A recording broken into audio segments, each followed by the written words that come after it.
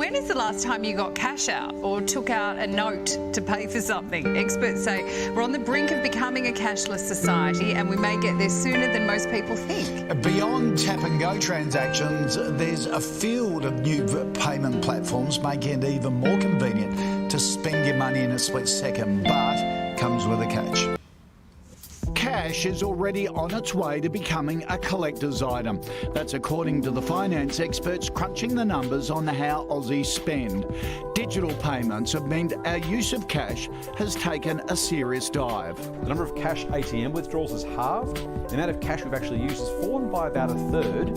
Meanwhile, credit and debit card transactions have grown by about threefold. But we're moving cashless really, really fast. I think it's inevitable eventually we get there. Our first serious step away from cash was via tap-and-go cards. But now even cards are being left behind for digital and on-device app payments. Apple Pay, Android Pay, these are becoming a really common usage. That'll become, I think, a far more significant proportion of how we pay our bills in the future. Whether that's at the restaurant, at the cafe, anywhere you go, really, you can pay just by tapping your phone.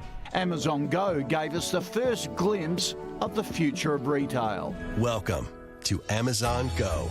A grocery store with no checkouts. Instead, cameras and AI technology keep tabs on your items, so you simply grab and go. If you change your mind about that cupcake, just put it back. Our technology will update your virtual cart automatically. When Elias Brotberger goes to work, he doesn't need ID, and he doesn't need money. In fact, much of what he needs to get through the day is hidden right there, just below the surface, in his hand. You like to touch it? Yeah. Yeah? Oh, weird. Yeah, it's like a grain of rice. Yeah, a grain of rice. Embedded in his hand is a microchip that serves as his keys, his ID, and his wallet.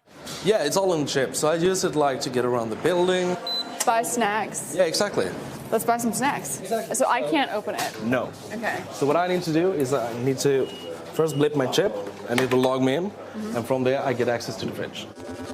Popular TV shows like Black Mirror have imagined chips as part of a dystopian future.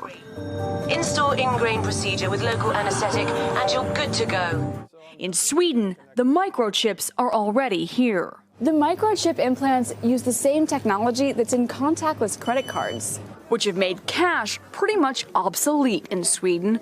No cash. At this tech fair, a chipping event for those on the cutting edge, merging their hands with this new technology. I thought it would be fun, right? The process is simple and swift. A pinch of the skin, and in a matter of seconds, the chip is inserted. The transformation is complete. China has begun trials of a new digital yuan, with the aim of becoming the first country in the world to offer a sovereign digital currency. This video explains it. Unlike most other cryptocurrencies like Bitcoin, which work outside the control of a central authority, the digital yuan will be the world's first that is state-owned, issued by the central bank. You can use digital yuan anywhere, since it works exactly like cash, except it's on your phone. And it will be an international currency. Many in the financial world are looking forward to using a digital yuan in global trading. So that is a new stage of the global trading settlement system.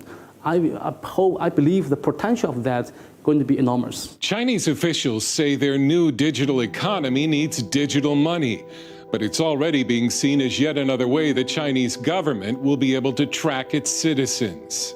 Unlike cryptocurrencies like Bitcoin that offer anonymity, the Chinese central bank will be able to monitor every transaction of the digital yuan. This in a country where citizens are already being monitored by hundreds of millions of facial recognition cameras and are given a social credit score and rewarded or punished according to their scores. China is building what I think is a blueprint, a roadmap of persecution for other regimes around the world, and they're doing it with surveillance. The new digital yuan is being sold to the Chinese public as convenient. But China expert Stephen Mosier, author of Bully of Asia, isn't buying it. This is just another tool in the toolbox of the Chinese Communist Party. It's a way of raising the high-tech prison walls a little higher on the Chinese people. China will not only know where they go and who they talk to, they will know every penny that they spend. And China is not alone. At least 12 nations are reportedly going into or are considering central bank digital currencies. Because physical money is largely untraceable, it's been called the last bastion of privacy. And that's probably a big reason the Chinese government wants to get rid of it.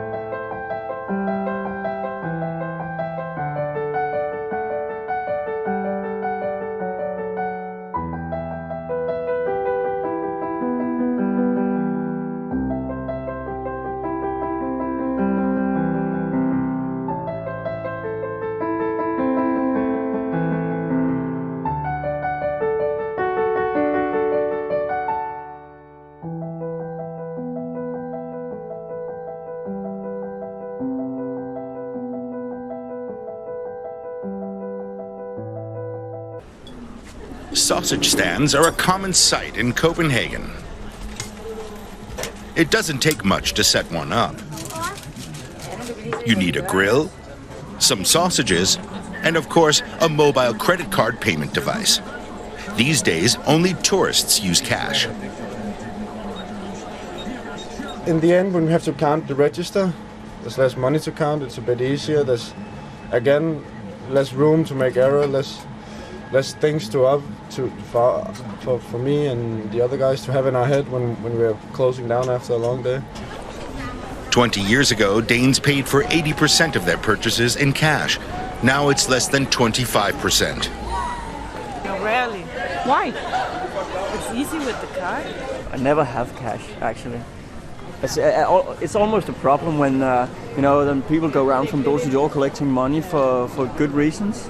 I never have cash to put in the box because we don't use cash anymore. Surveillance and that people, that their lives gets transparent, but I don't care. It's not just Danish consumers who prefer to pay with plastic. Retailers are in the forefront of the move to abolish cash. Drugstore chain Matas now allows cell phone payments in all its stores. Scan the barcode, confirm the payment, and it's done. It's faster than standing in line for the cash register. We are interested in getting rid of the cash. It's the handling, the security, and everything around it is very expensive. So definitely want to push that. And that's, of course, also why we introduced the mobile payment to help this process. Danish businesses which don't sell food may soon be getting permission to stop taking cash entirely. But politicians and central bank officials have not yet fixed a date for that to happen. We are obliged to supply the amount of cash the population and the companies demand, and we do that. But on the other side, we think it's also important that we have an efficient, secure payments infrastructure. This whole process of reducing the costs of payments, I think the whole digitalization, that's very important in a country like Denmark. The sausage stand may be the next to accept cell phone payments. A third of all Danes already use an app that makes it possible.